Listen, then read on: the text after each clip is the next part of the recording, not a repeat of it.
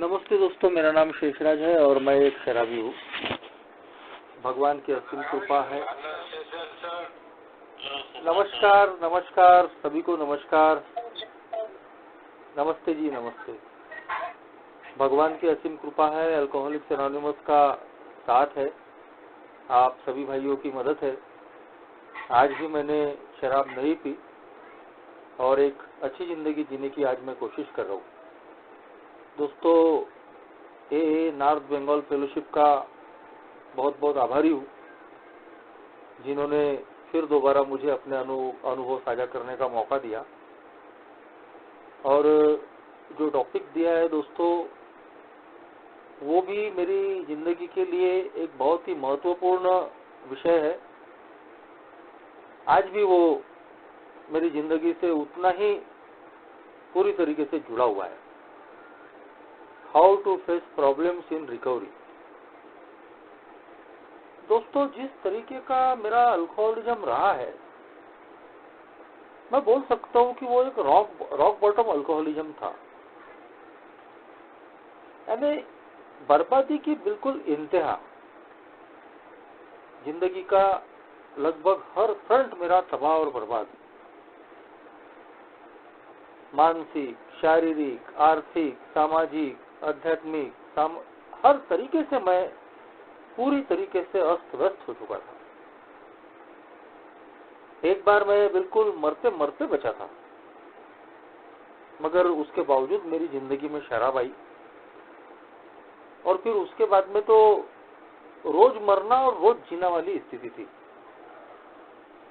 24 घंटे का शराबीपन, सुबह उठते बराबर शराब लगती थी और रात को बगैर पिए तो नींद आती ही नहीं थी। ए में आने के पहले के जो 2-3 साल थे, मैं बोल सकता हूँ कि मैंने नैसर्गिक नींद ली ही नहीं। बस नशा फटती थी और मैं उठता था। सुबह, दोपहर, शाम, आधी रात हमेशा मुझे शराब लगती थी और हर तरीके से मैं पूरी तरीके से लोगों से कट चुका था। एक सोशल बॉयकॉट। ऐसी स्थिति में मैं अल्कोहलिक्स एनोनिमस की इस मीटिंग में आया। मेरे ही एक अल्कोहलिक दोस्त ने ए का मैसेज मुझे दिया। वो 2 महीने से शराब से दूर थे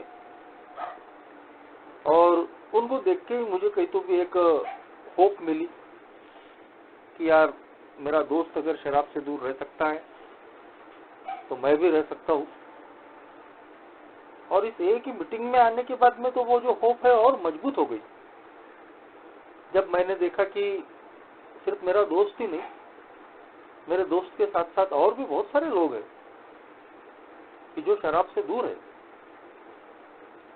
एक एक अनुभव मुझे अपनी पहचान दिला रहे थे और कुछ कुछ अनुभव तो ऐसे थे कि एक जो सोच लेकर मैं आया था कि मेरे से ज्यादा तो बर्बाद, मेरे से ज्यादा तो बुरी हालत वाला मैं बेचारा कोई इंसान ही नहीं है।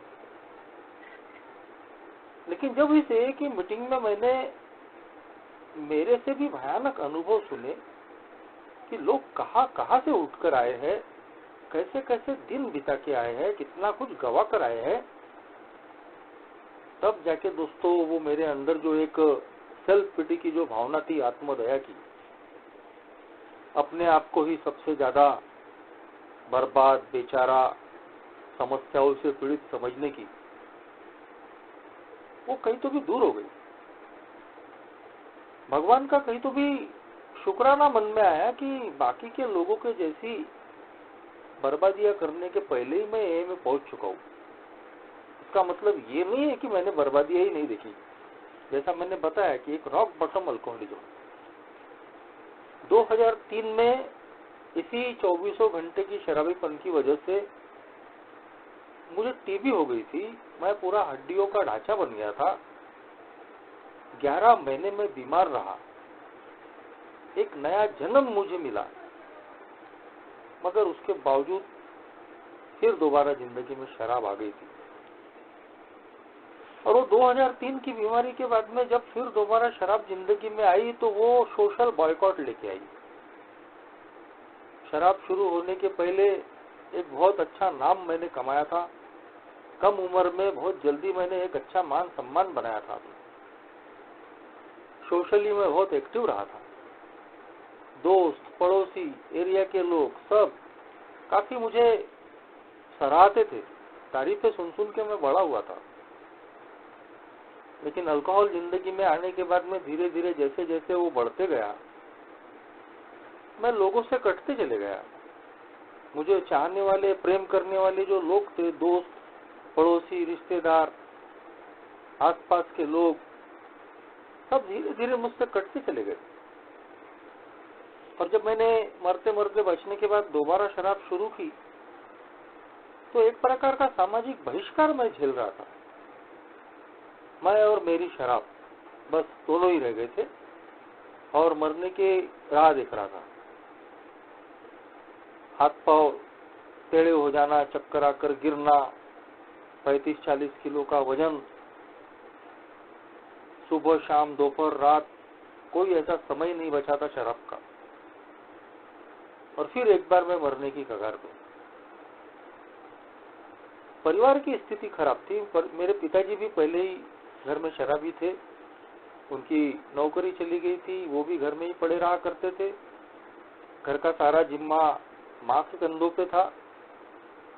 कैसे जैसे तैसे मैं पढ़ लिख के एक प्रोफेशन में गया, लेकिन वहां भी मैं शराब की बोतल ही ले गया, तो वो प्रोफेशन भी शुरू होने के पहले ही खत्म हो चुका था। आर्थिक स्थिति बहुत खराब थी। पीने से लेके तो और सारी चीजों के लिए मैं और लोगों पे ही निर्भर था। शारीरिक अवस्था खराब, मानसिक अवस्था खराब। शादी नहीं हुई थी, ए में आने के बाद में मेरी शादी हुई। शादी होने के दूर दूर तक कोई चांस नहीं थे। अल्कोहलिज्म में भी मैं ओवर कॉन्फिडेंस में जब कोई बोलता था कि यार अबे कब शादी होगी तेरी, तेरे तो बराबरी के लोगों की शादियां हो गई, बाल बच्चे वाले हो गए, अपने काम धंधे में सेट हो गए, तेरी शादी कब होगी। और मैं ओवर कॉन्फिडेंस में उस वक्त भी दोस्तों अल्कोहलिज्म में लड़कियां देखने निकलता था। कुछ चाहने वाले रिश्तेदार, एक जो जनरल सोच है कि भाई इनकी शादी कर दो, बीवी आ जाएंगी तो हो जाएगा, सुधर जाएगा, तो इस सोच से बेचारे लड़कियां भी दिखा देते थे। लेकिन जैसे ही मेरी खबर पहुंचती थी, मेरे पहुंचने के पहले ही मेरी खबर पहुंच जाती थी और मेरा पत्ता कट जाता था। तो ऐसे वातावरण में दोस्तों मेरे आखिरी के दिन कट रहे थे। सारा विल पावर फेल हो चुका था। आसपास के डॉक्टर, साइकेट्रिक सारे इलाज करके देख चुका था और सारे असफल थे, कोई उम्मीद बची नहीं थी। एक होपलेसनेस,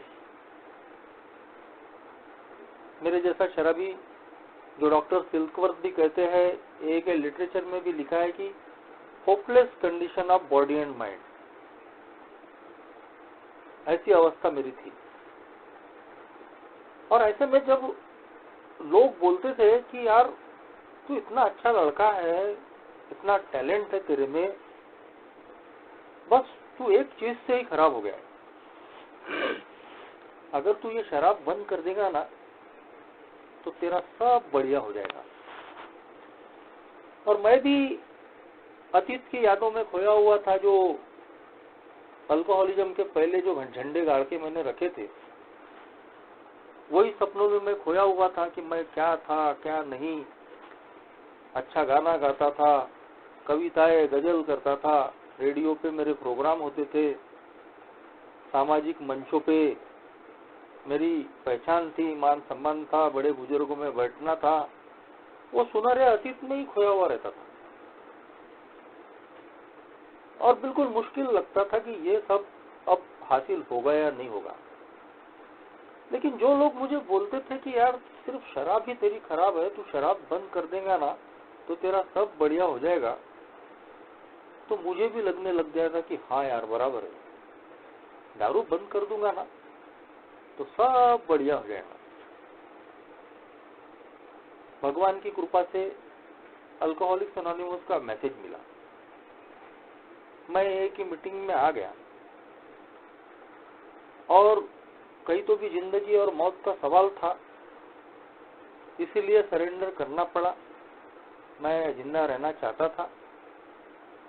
थोड़ी बहुत ईमानदारी थी, थोड़ा बहुत मन भी खुल चुका था, शराबीपन ने मार मार के ओपन माइंड कर दिया था, और थोड़ी सी मन की तैयारी भी थी। और जिसका फायदा मुझे हुआ दोस्तों, मेरी शराब बंद हो गई यहाँ आके। पहले ही दिन से क्या मिरेकल हुआ पता नहीं, आज भी मैं नहीं समझ पाता हूँ कि जो जुनून, जो पागलपन शराब के मामले में था, वही जुनून, वही पागलपन एक ही मीटिंग के मामले में पैदा हो गया। मेरा सरेंडर करना और मेरी हायर पावर ने मुझे होश में लाना एक साथ हो गया। सुबह शाम दारू के बारे में सोचने वाला इंसान दारू पीने के विचार आने बंद हो गए। एक ही मीटिंग के विचार आने लगे, एक ही बातें याद आने लगी।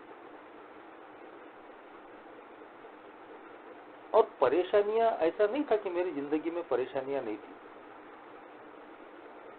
मगर उन तमाम परेशानियों के बीच में भी मेरे मन में दारू पीने के विचार नहीं आ रहे। ये जो एक सबसे बड़ा मिरेकल था, वो मिरेकल दोस्तों मैं बोल सकता हूं कि वो मेरी हायर पावर थी। एक मेरे जैसे शराबी को कोई भी व्यक्ति, कोई भी और चीज शराब से दूर नहीं रख सकती, सिवाय उसके अपनी उच्च शक्ति के या उसकी समझ के ईश्वर के। ए में आने के पहले तक मैं पूरा नास्तिक था दोस्तों। ए में आने के बाद ही मैंने सही मायने में प्रार्थना शुरू की, प्रार्थना करनी सीखी। लेकिन मेरे एजुकेशन की वजह से या घर के जो हाल थे मेरे, उसकी वजह से बचपन में अगर कोई श्रद्धा थी भी, वो श्रद्धा मैं पूरी तरीके से खो चुका था। कंप्लीट नास्तिक था। आर्गुमेंट करता था, वाद विवाद करता था कि कोई भगवान नहीं है, सारे धर्म कर्म ये लोगों को बेवकूफ बनाने के काम है। लेकिन अल्कोहलिक्स एनोनिमस में आने के बाद में कंडीशनल ही सही, मैंने प्रार्थना करनी शुरू की अपनी जान बचाने के लिए। आज मैं पूरी तरीके से, मेरी समझ की जो उच्च शक्ति है, जो हायर पावर है मेरी उस पर पूरी श्रद्धा है। और वो मेरी आज बैकबोन है, मेरी रीढ़ की हड्डी है। उसी श्रद्धा की बदौलत आज मैं अपनी जिंदगी के सारी समस्याओं पे मात दे पाता हूँ, क्योंकि वो अनुभव मेरे पास में है कि जब मैं 14 साल पहले ए में आया था, तो मेरे उसी हायर पावर ने मुझे बचाया अल्कोहल के इतने खतरनाक ऑब्सेशन से। इतनी खराब परिस्थितियों में भी पीने के विचार नहीं आ रहे थे।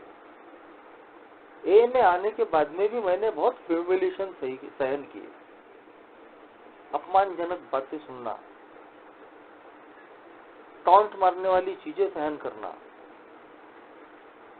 ए में आने के बाद में भी मेरी आर्थिक परिस्थिति कई सालों तक ठीक नहीं रही, क्योंकि जो गुडविल मैंने अपने धंधे का खो चुका था, वो वापस हासिल करने के लिए भी मुझे लंबा अरसा लगा। मगर मैं पैसों के पीछे नहीं भागा दोस्तों। निरंतर मीटिंग में रहने की वजह से, ओल्ड टाइमरों के अनुभव से रोज सीखने को मिलता था। बाद में लिटरेचर पढ़ना शुरू किया, उससे भी चीजें समझ में आई कि ये प्रोग्राम धीरे चलो का है। आप जिंदगी में जो चाहते हो सब मिलेगा, मगर सोबरिटी कम फर्स्ट। यदि आप सोबर नहीं रहोगे तो कुछ नहीं बचने वाला, जो है साथ पास में वो भी जाने वाला है। लेकिन अगर आप अपनी सोबरिटी को फर्स्ट प्रेफरेंस देते हो, सोबर रहते हो, तो देर सवेर जो जो चीजें आप चाहते हो वो आपको मिल सकती है। और वही मेरे साथ में हुआ दोस्तों। शराब से मैं दूर था, और जो मुझे लगता था, जो लोग बोलते थे कि तू दारू बंद कर देगा तो तेरा सब बढ़िया हो जाएगा, लेकिन कुछ ही दिनों में देखा मैंने कि दारू से तो मैं दूर हो चुका हूं। लेकिन सब कुछ तो बढ़िया नहीं हुआ, सब कुछ तो ठीक नहीं हुआ। मेरी शारीरिक स्थिति वैसी ही खराब थी। जो शुरुआत में मुझे देखते हैं वो जानते हैं कि मैं पूरा हड्डियों का ढांचा था। मेरी मानसिक स्थिति भी उतनी ठीक नहीं थी। हमेशा मेरे चेहरे पे तनाव दिखता था, आंखें अंदर, गाल अंदर, विचारों में रहने वाला। क्योंकि जो समस्याएं मैंने पैदा करके रखा था, जो बर्बादियां जिंदगी में हुई थी, उनको भुलाने के लिए ए में आने के पहले कम से कम एक बहाना था, एक साधन था, शराब का। जब मेरी समस्याएं बहुत ज्यादा मुझे परेशान करती थी तो मैं उतनी ज्यादा शराब पी लेता था और वो समस्याओं से मैं मुक्त हो जाता था, थोड़ी देर के लिए ही सही। लेकिन अब अल्कोहलिक्स एनोनिमस में आने के बाद में वो ऑप्शन मेरे लिए था नहीं, क्योंकि साफ साफ पता चल गया था कि शराब को अगर मैंने अपने हाथ में लिया तो फिर मैं जल्दी ही मौत के मुंह में जाने वाला हूँ। तो जो भी चीजें फेस करनी है तो बगैर शराब के करनी पड़ेगी।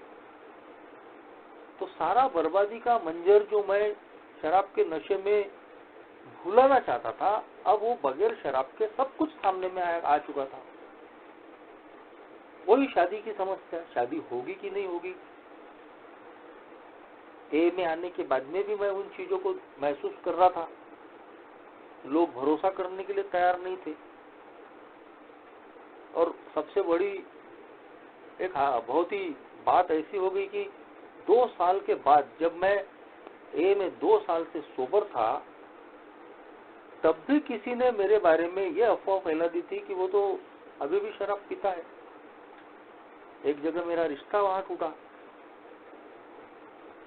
तो हर तरीके से दोस्तों मेरी जिंदगी बिल्कुल मुझे घेर के खड़ी थी।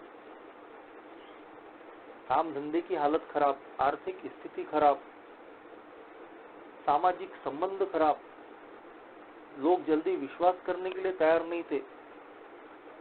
शादी की समस्या बता ही चुका हूं। तो ऐसे में इनिशियल डेज में रिकवरी में ये जो चैलेंजेस थे, ये जो परेशानियां थी, ये कभी भी मेरी विकेट ले सकती थी, कभी भी मेरी सोब्राइटी मैं गवा सकता था। लेकिन मैं आज उन बातों को, उन दिनों को याद करता हूं कि मैं बचा कैसे।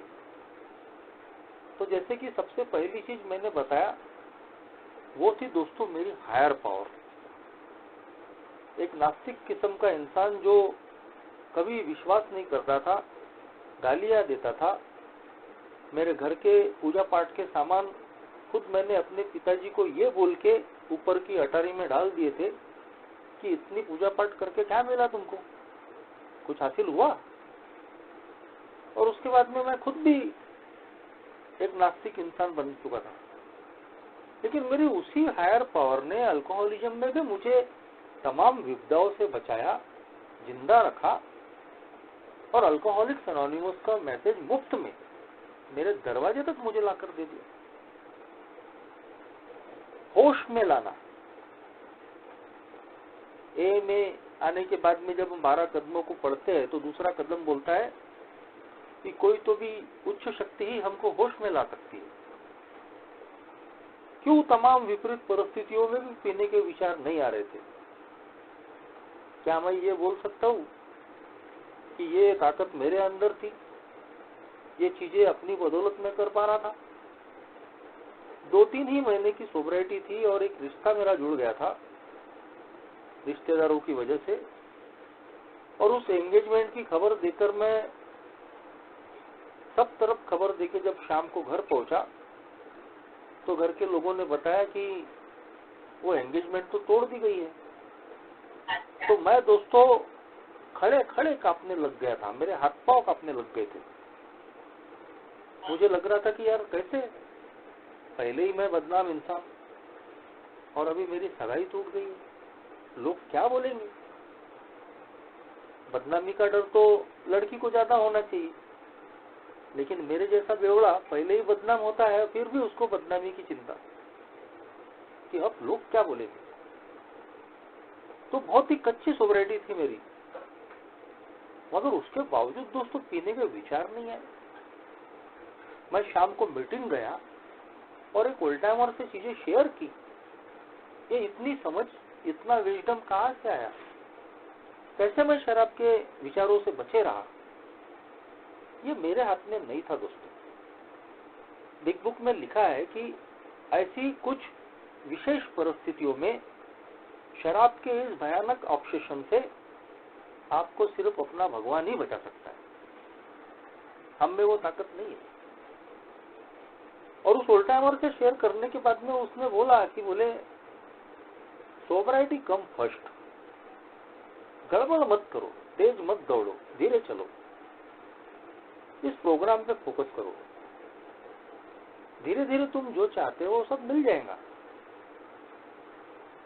लेकिन तुमको इस प्रोग्राम को पहले प्रेफरेंस में रखना पड़ेगा।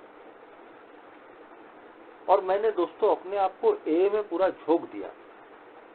बाहर की दुनिया में वैसे भी मेरा कोई ठिकाना नहीं था, ना काम धंधे का ठिकाना, ना दोस्त भाइयों का ठिकाना, रिश्तेदारी नहीं, और घर तो काटने दौड़ता था। तो फिर मेरे पास में एक ही छुपने के लिए जगह थी, ए में इन्वॉल्वमेंट। तो कम से कम उस चीज ने मुझे सोबर रखा। ए के इन्वॉल्वमेंट में, ए की सर्विस का एक सबसे बड़ा फायदा ये है कि हमको सोबराइटी के लिए स्ट्रगल नहीं करना पड़ता। यदि हम अपनी ही लड़ाई लड़ते रहे, अपनी ही जिंदगी में खोए रहे, तो जितना स्ट्रगल हमको करना पड़ता है उससे कई गुना कम या नहीं के बराबर आसानी से हमको ए में सोबराइटी मिलती है। लेकिन दोस्तों सोबराइटी मुझे मिल रही थी, लेकिन मेरी जो जिंदगी की जो समस्याएं है वो मेरे से दूर नहीं हो पा रही थी। दिन ब दिन मुझे शादी के विचार आते थे, आर्थिक स्थिति कब अच्छी होगी, मेरा काम धंधा कब ठीक होगा, घर के हाल कब ठीक होंगे, लोगों का कर्जा है वो कब चुकता होगा, ऐसी बहुत सारी चीजें।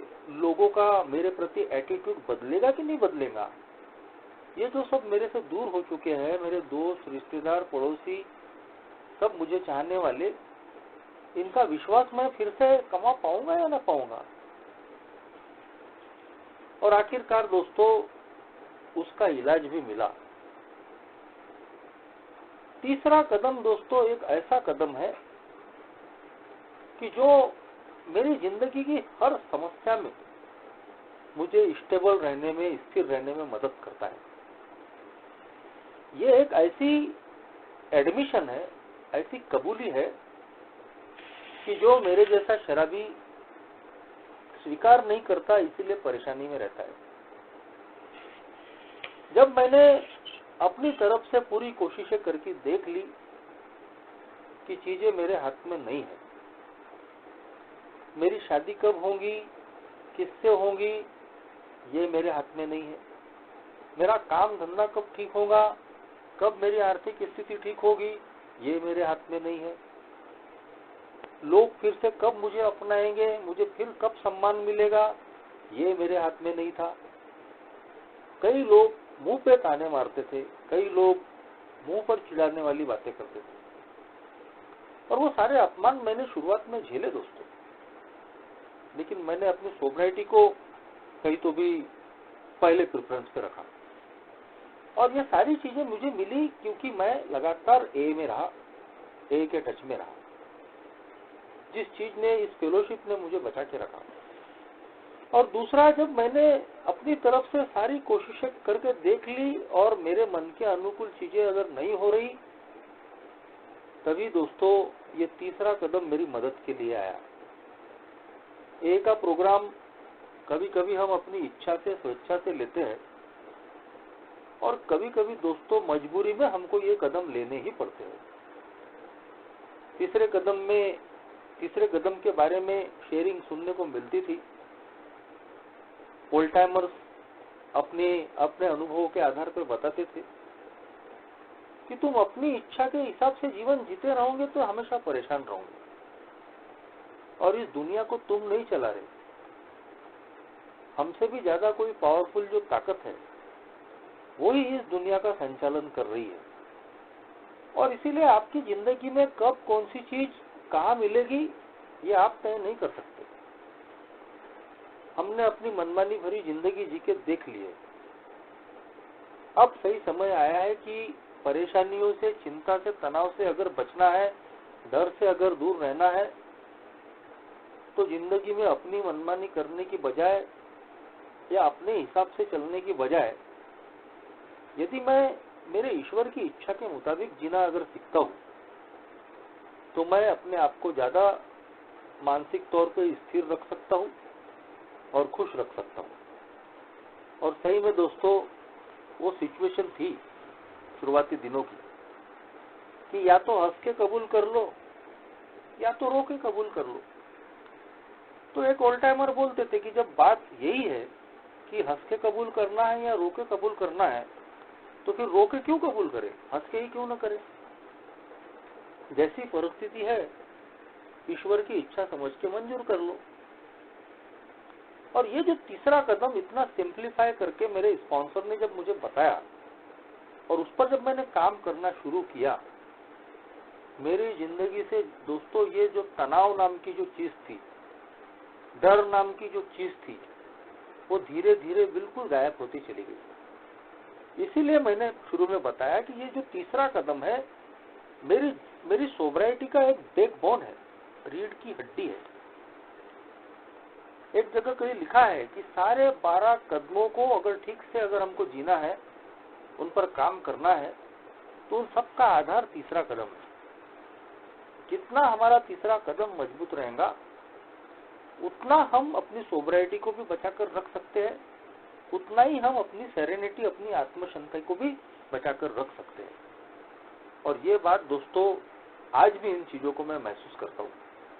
जैसे ही मैंने तीसरे कदम पे काम करना शुरू किया, अपनी मनमानी या अपनी इच्छा के मुताबिक जीवन जीने की बजाय मेरी समझ की जो उच्च शक्ति या मेरी समझ का जो ईश्वर है उस पर सब छोड़ के उसके हिसाब से जीना मैंने जब शुरू किया, तो दोस्तों मैंने देखा कि मैं तमाम विपरीत परिस्थितियों में भी मैं स्टेबल हूँ। मेरे चेहरे पे धीरे धीरे एक स्थिरता आ रही है, रौनक आ रही है, क्योंकि अब मेरी जिंदगी में कोई भी जो उतार चढ़ाव आता है या कोई भी जो समस्या आती है वो अंदर से मुझे परेशान नहीं कर रही है। ये तीसरे कदम की मेरी जिंदगी में बहुत बड़ी उपयोगिता थी। और धीरे धीरे दोस्तों मैंने देखा जो जो चीजें मैं चाहता था वो चीजें दोस्तों एक के बाद एक करके मेरी जिंदगी में मुझे मिलने लगी। आज जब मैं पीछे पलट के देखता हूँ तो 14 साल पहले की एक भी समस्या आज मेरी जिंदगी में नहीं है। मेरी शादी नहीं हुई थी, 2 साल के बाद में शादी हो गई। शुरुआत का 1 आध साल बच्चे होने को प्रॉब्लम था, वहां भी डर से भर गया था इंसान की यार लेट शादी हुई, अल्कोहलिक है, बच्चे हो गए या नहीं हो गए। लेकिन भगवान की कृपा से शादी के 1 साल के बाद फिर लड़की हुई। आज मेरी लड़की 10 साल की है और अभी 3.5 साल पहले मुझे लड़का हुआ। एक अच्छी हैप्पी फैमिली आज मेरी है। जो प्रोफेशन जिसका गुडविल मैंने पूरा खराब करके रखा था और उसको वापस पाना मेरे लिए एक बहुत ही मुश्किल बात थी। कहीं तो भी जो ए के प्रोग्राम ने मुझे सिखाया था कि अगर आप भौतिक तरक्की को सामने रखोगे तो आप समस्या में गिरने वाले हो, लेकिन भौतिकता या पैसों के पीछे भागने की बजाय अगर आप आध्यात्मिकता को सामने रखोगे, मतलब इस प्रोग्राम को अगर प्रेफरेंस दोगे, तो धीरे धीरे भौतिकता भी आपके पीछे आने वाली है। आज मैं देखता हूँ दोस्तों कि मुझे पैसा कमाने के लिए बहुत ज्यादा जद्दोजहद नहीं करनी पड़ती और मैं बहुत ज्यादा कमाने के चक्कर में पड़ता भी नहीं। ऐसी खराब परिस्थितियां मैंने निकाली है शुरुआती दिनों में। कभी कभी मैं इतना परेशान हो जाता था कि मुझे अपना जो आज प्रोफेशन है वो छोड़ने की इच्छा हो जाती थी। क्योंकि शादी हो चुकी थी, बच्चे हो रहे थे, रिस्पॉन्सिबिलिटीज थी और काम धंधे का फिर भी बहुत अच्छा ठिकाना नहीं था। दूसरी तरफ प्रोग्राम बोल रहा है कि भाई भौतिकता के पीछे ज्यादा भागो मत, अपनी आध्यात्मिक प्रगति पे पहले फोकस करो। तो ये एक ग्रेस ऑफ गॉड है कि मैं पैसों के पीछे नहीं भागा, भौतिकता के पीछे नहीं भागा, मैं ए में इन्वॉल्व रहा, ए के कदमों पे काम जारी रखा।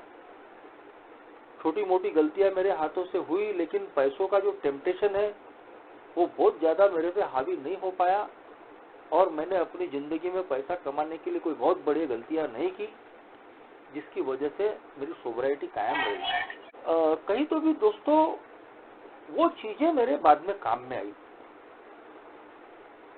मैंने अपने व्यवसाय में भी लोगों के साथ संबंध बनाते वक्त भी इस प्रोग्राम के मूल्यों को मैंने तरजीह दी, ईमानदारी से अपना काम जारी रखा, तकलीफों में काम जारी रखा। मेरे परिवार ने मुझे सहयोग दिया। जिस बीवी को मेरी मानसिकता यहाँ तक हो गई थी कि ये मुझे संभाल नहीं पाएंगी, इसकी बड़े बड़े सपने हैं और मेरे हालात तो खराब है, तो मैं डाइवोर्स तक अपनी सोच को ले गया था। आज पिछले 12 सालों से वही बीवी मेरा जीवन संभाल रही है।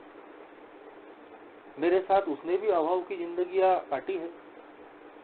जब हम एक आध्यात्मिक प्रोग्राम पे चलते हैं दोस्तों, तो हमारा परिवार भी हमको साथ देता है। मेरे परिवार ने भी काफी मुश्किलात के दिन काटे थे, लेकिन आज हम समाधानी जीवन जीने की कोशिश करते हैं। जो है जैसे है उसी में खुश रहना, ये जो ए के प्रोग्राम ने ये जो ए के प्रोग्राम ने one day at a time basis पे मुझे सिखाया था, आज उन्हीं चीजों पे मैं काम करने की कोशिश करता हूँ।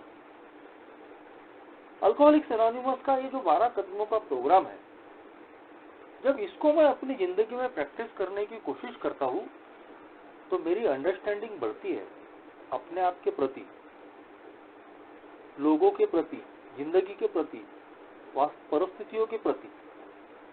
और फिर दोस्तों मुझे उन परिस्थितियों को कैसे टैकल करना इन 12 कदमों के माध्यम से, वो कहीं तो भी सीखने को मिलता है।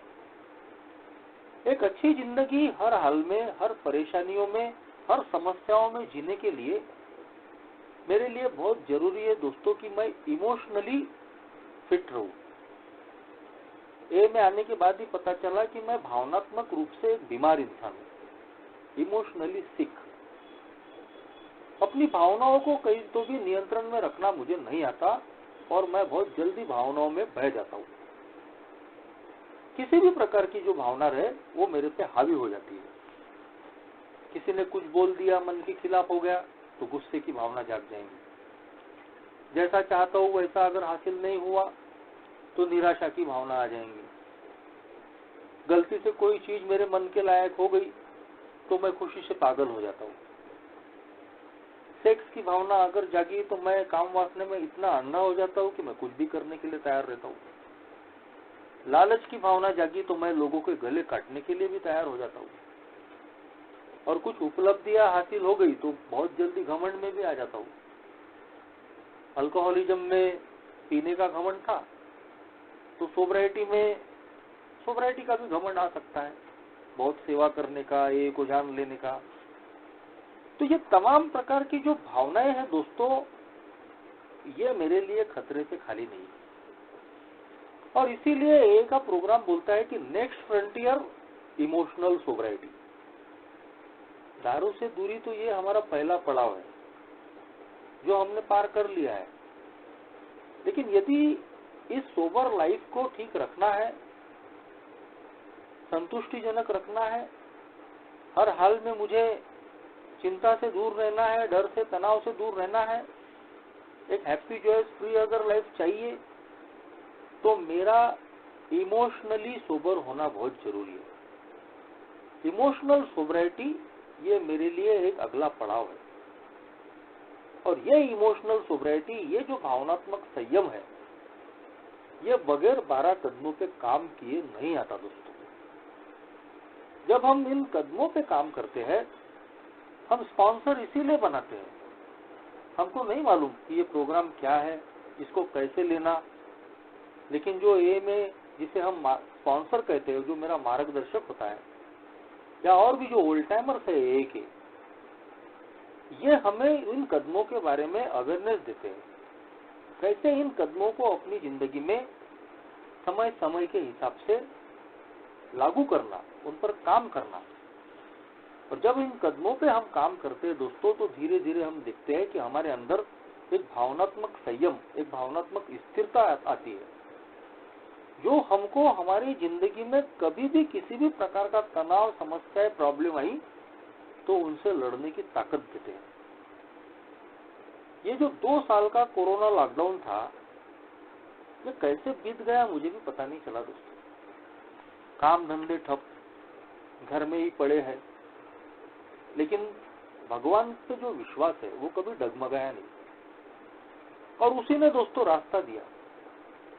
ऑनलाइन मीटिंगों से जुड़ा, और इन 2 सालों में लगातार ऑनलाइन मीटिंगें कर रहा हूँ, लगातार अपने अनुभव बांटने का मौका मिल रहा है।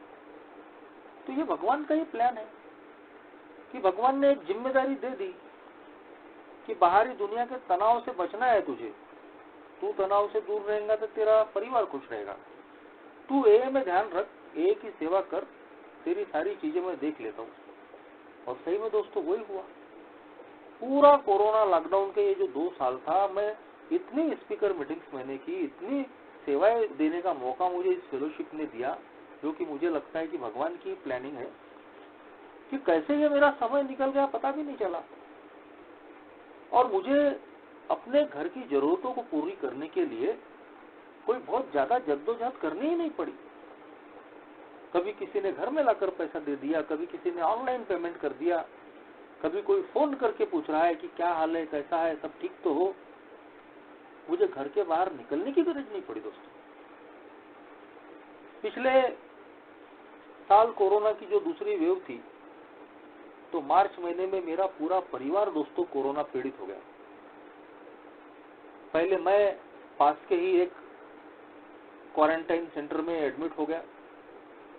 घर के लोगों की रिपोर्ट आनी बाकी थी, लेकिन जैसे ही उस सेंटर में मैं गया, रात को 9 बजे मेरा एडमिशन हुआ, और अपने रूम में जाते बराबर दोस्तों सबसे पहले अगर कोई काम मैंने किया तो बेड पे जाके मैंने पूरी तरीके से सरेंडर कर दिया, सेरेनिटी प्रेयर की, और तीसरा कदम ले लिया कि भगवान कल क्या होने वाला है मुझे नहीं मालूम। मेरे परिवार की रिपोर्ट आने वाली है, वो पॉजिटिव निकलेंगे, निगेटिव निकलेंगे, मैं नहीं जानता, पर मैंने सब तेरे हाथ में दे दिया। सवेरे जब मैं उठा तो मुझे बहुत फ्रेश लगा दोस्तों। शाम को 4 बजे मिसेस का फोन आया कि सिर्फ लड़का छोड़ के, लड़का 2 साल का था, बाकी हम सब लोग बोले पॉजिटिव है। मेरी लड़की, मेरी माँ 65 ईयर्स और मेरी बीवी। मैंने उस क्वारंटाइन सेंटर में देखा कि काफी अच्छा वातावरण है, रहने के लिए जगह है, तो मैंने अपने पूरे परिवार को वहां बुला लिया। मेरा 2 साल का लड़का जो पॉजिटिव नहीं था वो भी हमारे साथ में रहा। तो मुझे लगा कि ये भगवान का ही प्लान है कि उसने बोला कि शेषराज तू अकेला मत रहे, तेरे परिवार को भी तेरे साथ में भेज रहा हूँ। और हम 13-14 दिन उस क्वारंटाइन सेंटर में रहे, और बहुत ही जल्दी रिकवर होकर हम घर लौटे। आसपास के लोग भी बोले, अरे इतना जल्दी आप रिकवर होके आ गए। कैसे दिन निकल गए पता भी नहीं चला। पिछले लॉकडाउन, उसके पहले दोस्तों मेरा जो लड़का है वो करीब 14 दिन ऐसे बुखार में रहा। हर 3-3 घंटे के बाद उसको बुखार आता था। मगर दोस्तों उस वक्त भी मैंने हिम्मत नहीं हारी, लगातार मीटिंग्स के टच में रहा, ए के प्रोग्राम को प्रैक्टिस करते रहा, और बगैर किसी डर, बगैर किसी तनाव के, जो रेगुलर डॉक्टर है उसी के पास हमने इलाज किया। सारे टेस्ट उसके होने के बाद में भी उसकी बीमारी क्या है पकड़ के ही नहीं आ रही। तो थोड़ा बहुत तो डर लगता था, लेकिन फिर दोस्तों मेरे ईश्वर पे जो मेरी श्रद्धा है वही मेरे काम में आई कि वो देखेंगे क्या करना है। और 14 दिन के बाद में दोस्तों अचानक उसका ऑटोमेटिकली बुखार खत्म हो गया, और वो भी बहुत जल्दी रिकवर हो गया। 3 साल पहले दोस्तों मेरी लड़की के बारे में मुझे समझ में आया जब वो बीच बीच में कंप्लेंट करती थी कि उसको ब्लैक बोर्ड से दिखता नहीं है। 7 साल की थी वो तो मैंने उसकी आंखों के चेकअप के लिए जब मैंने कोशिशें की तो पता चला कि ऐसे 1000-5000 में ही कोई एक आध बच्चा होता है कि जिसका दूर का विजन कम होता है, और उस 6-7 साल की बच्ची को उसकी एज के हिसाब से बहुत बड़ा ग्लास लग रहा था। उस वक्त भी थोड़ा सा डर, थोड़ा सा तनाव की स्थिति आई कि ये लड़की इतनी अभी छोटी है और इतना बड़ा ग्लास लग रहा है, आगे क्या होगा, आगे की इतनी सारी पढ़ाई करनी है, अभी तो वो पहली दूसरी में ही है, और फिर शादी कैसे होगी इतना बड़ा ग्लास होने के बाद में। एक बेवड़े की, एक शराबी की ये एक खासियत होती है कि वो बहुत दूर तक सोचता है। मगर हम अल्कोहलिक्स एनोनिमस के मेंबर्स बहुत भाग्यशाली है कि हमारे पास में ये प्रोग्राम है। अगर हम इसको प्रैक्टिस करते हैं जान के, सोच के, समझ के, तो बिल्कुल हम तनाव से बच सकते हैं। सॉल्यूशन हमारे सामने में होते हैं। डॉक्टरों ने बोले घबराने की आवश्यकता नहीं है, हम कोशिश करेंगे कि उसकी जो नर्व्स है जो खुली नहीं है बचपन से, वो खोलने की कोशिश करेंगे जितनी हो सके, और अगर नहीं खुली तो कोई बात नहीं, जैसे लड़की बड़ी होगी तो कुछ न कुछ सॉल्यूशन भी आएंगे। ये ईश्वर का इतना बड़ा मिरेकल है दोस्तों कि 2 साल हो चुके हैं, 2 साल से उसके चश्मे का नंबर नहीं बढ़ा। 15 दिन पहले जब उसने फिर सरदर्द की जब बात की तो मैं फिर उसको आंखों के चेकअप के लिए मैं डॉक्टर के पास ले गया।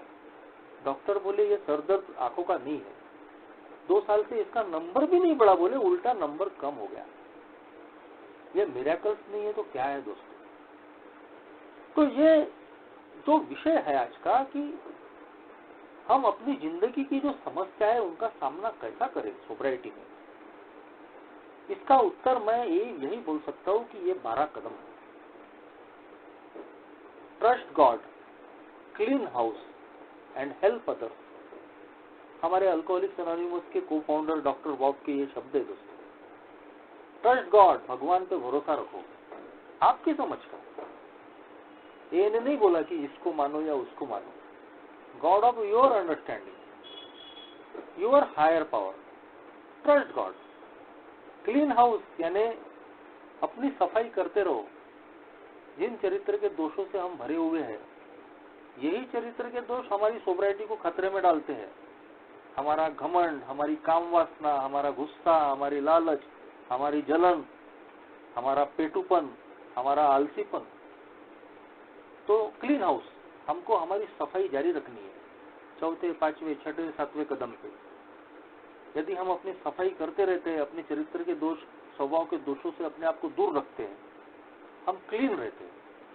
And help others. जब अपनी इतनी अच्छी जिंदगी मेरी हुई है आज, तो इसका इस सोब्राइटी का फायदा लोगों को मिलना चाहिए। अगर मैं सोबर हूं और मेरी सोब्राइटी का दूसरों को फायदा ही नहीं है, तो इस सोब्राइटी का कोई अर्थ नहीं रहने वाला। तो मेरी सोब्राइटी दूसरों के काम आनी चाहिए। एक ए का मेंबर होने के नाते जैसे मुझे मदद मिली है, वैसे ही मैंने एक सफरिंग अल्कोहलिक को मदद करनी जरूरी है। ये मेरी रिकवरी का हिस्सा है, ये मेरा प्रिस्क्रिप्शन है मेरी इलाज का। मुझे लोगों के बारे में केयरफुल रहना पड़ेगा, मुझे अल्कोहलिक लोगों की भी मदद करनी पड़ेगी, और मेरे से जुड़े हुए जो लोग हैं, मेरे घर परिवार, दोस्त, रिश्तेदार, पड़ोसी, समाज, वहां भी लोगों से अच्छे संबंध करने पड़ेंगे। और ये जब हम करते हैं दोस्तों, तो जब हम समस्याओं में होते हैं, तो हजारों हाथ हमारी मदद के लिए खड़े हो जाते हैं। भगवान हमारी मदद करता है, हमारे संबंध अच्छे हुए तो लोग हमारी पूछ परख करते हैं, लोग हमारी मदद करने के लिए तैयार होते हैं। यदि मैं अपना स्वार्थीपन छोड़ता हूँ, अपना घमंडी स्वभाव छोड़ता हूँ, अपने आप को बदलाव की प्रक्रिया में डालता हूँ, तो मेरी जिंदगी में चाहे कितनी भी बड़े से बड़ी समस्या है, मुझे डरने की आवश्यकता नहीं है। मैं अपनी सोब्राइटी को फर्स्ट प्रेफरेंस दूं। अगर मैं सोबर रहूंगा तो हर समस्याओं से मैं निकल सकता हूँ। जैसे 14 साल पहले की एक भी समस्या आज मेरी जिंदगी में नहीं है। आज मेरी जिंदगी में कुछ समस्याएं है, लेकिन मुझे भरोसा है कि 14 साल पहले की सारी समस्याएं अगर दूर हो सकती है, तो आज अगर कुछ समस्याएं जिंदगी में होगी वो भी जरूर दूर होने वाली है। और ए के मेंबर्स दोस्तों पावर हाउस है, पावर हाउस, शक्ति के केंद्र। ऐसे ऐसे ए के मेंबरों को मैंने देखा हूं कि भयानक परिस्थितियों में भी उन्होंने अपनी सोब्राइटी भी बचा के रखी और अपनी सेरेनिटी भी। एक मेंबर जिनके एकमात्र अकेले लड़के की डेथ हो गई, वो कुछ ही दिनों के बाद में उनकी जबान से निकल रहा है कि भगवान ने मुझे एक ही सेवा करने के लिए और ज्यादा समय दे दिया। ये कौन सी मिट्टी के लोग हैं। एक दूसरे ओल्ड टाइमर जो रिटायर्ड है, खुद कोरोना पॉजिटिव थे और उसके बावजूद अपनी बीवी को भी दोस्तों कोरोना पॉजिटिव होने के बाद उसको मौत के मुंह से खींच कर लाए। कई ए के मेंबरों को भी कोरोना काल में उन्होंने मदद किया। एक दूसरे ओल्ड टाइमर, उनके बच्चे की डेथ हुई, मर्क्यूरी में लाश पड़ी है और वो कुछ मेंबरों के साथ में उस मर्क्यूरी के बाहर में एक ही मीटिंग्स ले रहे। एक और सदस्य की जो कैंसर से पीड़ित थे, पूरा उनका जबड़ा निकल चुका था, लेकिन लॉकडाउन लगने के पहले तक वो एक ही मीटिंग्स कर रहे थे। इस लॉकडाउन में उनकी डेथ हुई लेकिन वो सोबर मरे। ऐसे अनगिनत ए के मेंबरों को, ए के पावर हाउस को, शक्ति केंद्रों को मैंने देखा हूं कि तमाम विपरीत परिस्थितियों में भी उन्होंने अपनी सोब्राइटी कायम रखी है। हम निगेटिव चीजों पे ज्यादा गौर करते हैं, हम पॉजिटिव चीजों पे ध्यान नहीं देते। ये प्रोग्राम बहुत मजबूत है। हमारी जिंदगी में चाहे कितनी भी परेशानियां आए, कितने भी तनाव आए, हम इनसे निकल सकते हैं यदि हम इस प्रोग्राम पे और अपने ईश्वर पे भरोसा रखते हैं। Thank you.